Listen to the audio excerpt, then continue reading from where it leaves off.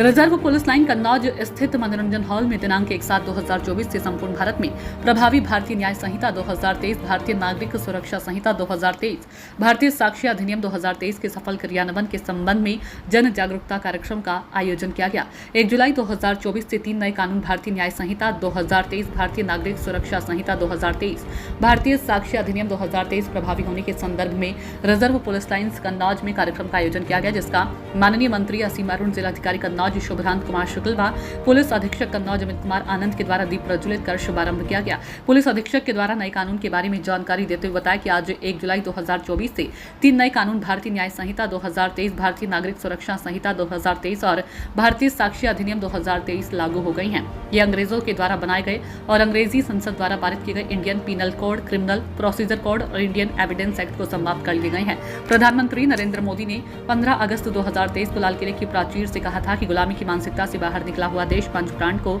समर्पित हो। पंच यानी 5 प्राण में से एक प्रण यह भी प्रण था कि गुलामी की सभी निशानियों को समाप्त करना है।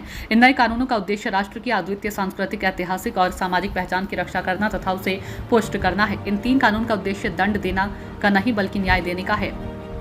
भारतीय न्याय संहिता जो आईपीसी की जगह लेगा में पहले की 511 धाराओं के स्थान पर अब 358 धाराएं होंगी। 175 धाराओं में बदलाव किया गया, 10 नई धाराएं जोड़ी गई है, जो 19 धाराओं को निरस्त किया गया है। भारतीय नागरिक सुरक्षा संहिता जो सीआरपीसी की जगह लेगा में अब 531 धाराएं होंगी। 160 धाराओं को बदल दिया गया है, 9 नई धाराएं जोड़ी गई है और 15 धाराओं को निरस्त किया गया।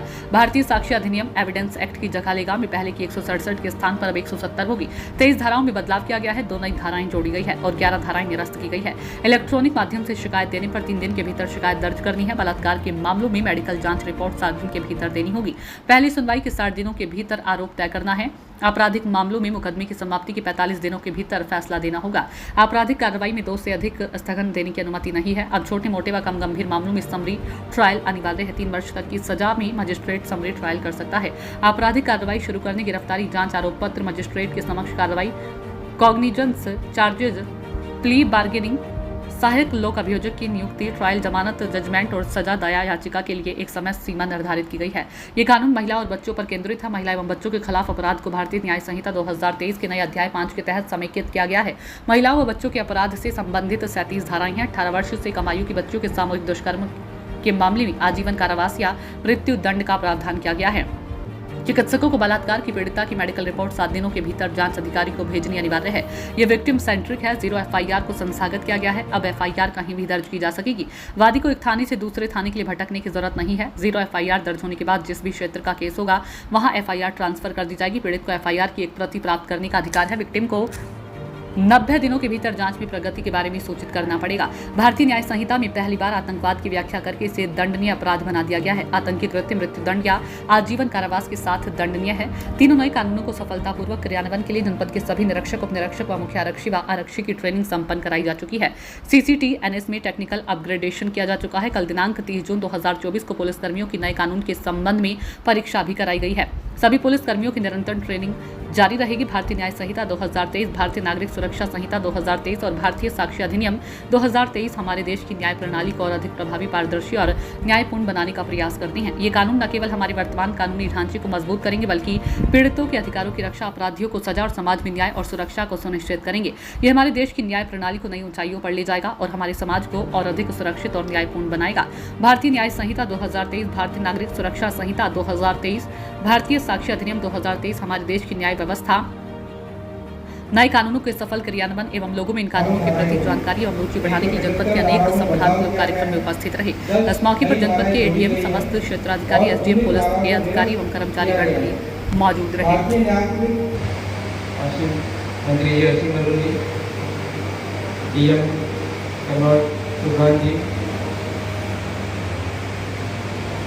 और सभी जनप्रतिनिधि जो चेयरमैन ब्लॉक प्रमुख यहाँ पे चलाए, आप सभी का शुक्रिया अदा करता हूँ और जिलाध्यक्ष मुझे भी आज बहुत ही महत्वपूर्ण दिवस है। ये ऐतिहासिक दिवस है। अंग्रेजों के समय से जो व्यवस्था चली आ रही थी, आज हमारे माननीय प्रधानमंत्री जी के निर्देशन में, उनकी प्रेरणा से उस व्यवस्था में चेंज लाया जा रहा है। आज 1 जुलाई 2024 से 3 नए कानून, भारतीय न्याय संहिता 2023, भारतीय नागरिक सुरक्षा संहिता 2023 और भारतीय साक्ष्य अधिनियम 2023 लागू हो गए, जो अंग्रेजों द्वारा बनाए गए और अंग्रेजी संसद द्वारा पारित किए गए Indian penal code, criminal procedure code और इंडियन एविडेंस एक्ट को समाप्त करके लाए गए हैं।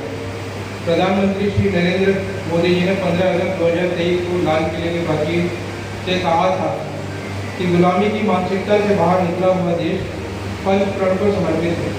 पंच यानी 5 प्रण में से एक प्रण, यह भी प्रण था कि गुलामी की सभी निशानियों को समाप्त करना है। इन नए कानूनों का उद्देश्य राष्ट्र की अद्वितीय सांस्कृतिक, ऐतिहासिक और सामाजिक पहचान की रक्षा करना तथा उसे पुष्ट करना है। इन 3 कानून का उद्देश्य दंड देने का नहीं बल्कि न्याय देने का है। इनमें न्याय का विचार है।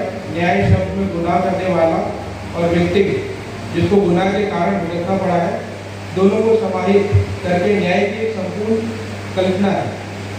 भारतीय न्याय संहिता जो IPC की जगह लेगा, में पहले की 511 धाराओं के स्थान पर अब 358 धाराएं होंगी। 175 धाराओं में बदलाव किया गया है, 10 नई धाराएं जोड़ी गई है और 19 धाराओं को निरस्त किया गया है। भारतीय नागरिक सुरक्षा संहिता जो CRPC की जगह लेगा, में अब 531 धाराएं रहेंगी। 160 धाराओं को बदल दिया गया है, 9 नई धाराएं जोड़ी गई है और 15 धाराओं को निरस्त किया गया है। भारतीय साक्ष्य अधिनियम जो एविडेंस एक्ट की जगह लेगा, में पहले की 167 के स्थान पर अब 170 धाराएं होंगी। 23 धाराओं में बदलाव किया गया है, 2 नई धाराएं जोड़ी गई है और 11 धाराएं निरस्त की गई है। समय पर न्याय मिले इसके लिए 45 धाराओं में टाइमलाइन जोड़ी गई है, जिससे स्पीडी डिलीवरी ऑफ जस्टिस संभव हो। इलेक्ट्रॉनिक माध्यम से शिकायत देने पर 3 दिन के भीतर शिकायत दर्ज होगी है। बलात्कार के मामलों में मेडिकल जांच रिपोर्ट 7 दिन के भीतर देनी होगी। ये हमारी BNSS की सेक्शन 184 में अंकित है। पहली सुनवाई के 60 दिवस के भीतर आरोप तय करना है। धारा 258 BNSS के अंतर्गत आपराधिक मामलों में मुकदमे की समाप्ति के 45 दिनों के भीतर निर्णय देना होगा। आपराधिक कार्रवाई में 2 से अधिक स्थगन देने की अनुमति नहीं है। समन जारी करने, अमल करने और अदालत के समक्ष साक्ष्य जमा करने के लिए टेक्नोलॉजी का उपयोग अदालती कार्रवाई से जुड़ी अनावश्यक देरी को दूर करता है। यदि कोई अपराधी मुकदमे में नहीं आ रहा है तो उसके मदद में भी ट्रायल चलेगा। सरकारी सेवा में काम करने वाले या पुलिस अधिकारी के विरुद्ध ट्रायल के लिए सरकार को 120 दिनों के अंदर फैसला करना होगा, वरना इसे डीम्ड परमिशन माना जाएगा और ट्रायल शुरू कर दिया जाएगा। अब छोटे मोटे और कम गंभीर मामलों में समरी ट्रायल अनिवार्य है। 3 वर्ष तक की सजा में मजिस्ट्रेट समरी ट्रायल कर सकता है। आपराधिक कार्रवाई शुरू करने, गिरफ्तारी, जांच, आरोप पत्र, मजिस्ट्रेट के समक्ष कार्रवाई, कॉग्निसेंट चार्जेस, प्ली बार्गेनिंग, सहायक लोक अभियोजक की नियुक्ति, ट्रायल, जमानत, जजमेंट और सजा दया याचिका के लिए एक समय सीमा निर्धारित की गई है। यह कानून महिलाओं और बच्चों पर केंद्रित है। महिला एवं बच्चे के खिलाफ अपराध को भारतीय न्याय संहिता 2023 के नए अध्याय 5 के तहत समेकित किया गया है। महिलाओं और बच्चों के अपराध से संबंधित 37 धाराएं हैं। 18 वर्ष से कम आयु की बच्चियों के सामूहिक दुष्कर्म के मामले में आजीवन कारावास या मृत्यु दंड का प्रावधान किया गया है। झूठे वादे या छिपी पहचान के तहत यौन संबंध बनाना अब एक आपराधिक कृत्य माना गया है, जिसे भारतीय न्याय संहिता की धारा 59 में अंकित है। चिकित्सकों को बलात्कार की पीड़िता की मेडिकल रिपोर्ट 7 दिनों के भीतर जांच अधिकारी को भेजनी अनिवार्य है। किसी भी अपराध को करने के लिए बच्चे को काम पर रखना, नियोजित करना, संलग्न करना दंडनीय अपराध भारतीय न्याय संहिता की धारा 95 के अंतर्गत बनाया गया है। तकनीक के उपयोग पर जोर दिया गया है। पुलिस इन्वेस्टिगेशन से लेकर कोर्ट की प्रक्रिया तक को कंप्यूटराइज किया गया है। ये रिकॉर्ड, ब्यूरो FIR, EFIR को संस्थागत किया गया है। बयान और पेशी PC के माध्यम से की जा सके। जो केस की प्रगति में तीव्रता लाई। फॉरेंसिक को बढ़ावा देते हुए 7 साल या अधिक की सजा वाले मामले में फॉरेंसिक टीम द्वारा साक्ष्य संकलन अनिवार्य किया गया है। अगले 5 वर्ष में फॉरेंसिक इंफ्रास्ट्रक्चर को और मजबूत किया जाएगा। यह तीनों कानून विक्टिम सेंट्रिक है। पूरे एफआईआर को संपादन किया गया है। अब एफआईआर कहीं भी दर्ज की जा सके। वादी को एक थाने से दूसरे थाने के लिए इसलिए नहीं भटकना पड़ेगा जो पुलिस उन्हें कहती थी कि ये मेरे कार्य क्षेत्र में नहीं है। जो एफआईआर दर्ज होने के बाद जिस भी क्षेत्र का केस होगा वहाँ एफआईआर ट्रांसफर कर दी जाएगी। पीड़ित को एफआईआर की एक प्रति प्राप्त करने का अधिकार है और विक्टिम को 90 दिनों के भीतर जांच में प्रगति के बारे में सूचित करना पड़ेगा। पुलिस की जवाबदेही बढ़ाई गई है। सर्च और जब्ती में वीडियोग्राफी को अनिवार्य कर दिया गया है। प्रत्येक पुलिस स्टेशन पर गिरफ्तार व्यक्तियों का रिकॉर्ड बनाया रखने का प्रावधान शुरू किया गया। 3 साल से कम कारावास के लिए और यदि गिरफ्तार व्यक्ति 60 वर्ष से अधिक है, विकलांग है, तो 50 SP रैंक या उससे ऊपर के अधिकारी की पूर्व अनुमति अनिवार्य है। गिरफ्तारी, तलाशी, जब्ती और जांच में पुलिस की जवाबदेही बढ़ाने के लिए 20 से अधिक धाराएं जोड़ी गई। प्रारंभिक जांच को प्रावधान पहली बार पेश किया गया है। 3 से 7 साल के बीच की सजा वाले अपराधों में 50 SP रैंक अधिकारी से अनुमति प्राप्त कर पुलिस प्रारंभिक जांच कर सकती है। इस जांच को 14 दिन के भीतर पूर्ण किया जाना है। यदि आरोप असत्य पाए जाते हैं तो एफआईआर नहीं लिखी जाएगी और प्रारंभिक जांच का रिकॉर्ड मेंटेन किया जाएगा। सत्य पाए जाने पर एफआईआर दर्ज की जाएगी और गैर संज्ञेय मामलों में दैनिक डायरी रिपोर्ट पाक्षिक रूप से मजिस्ट्रेट को भेजी जाएगी।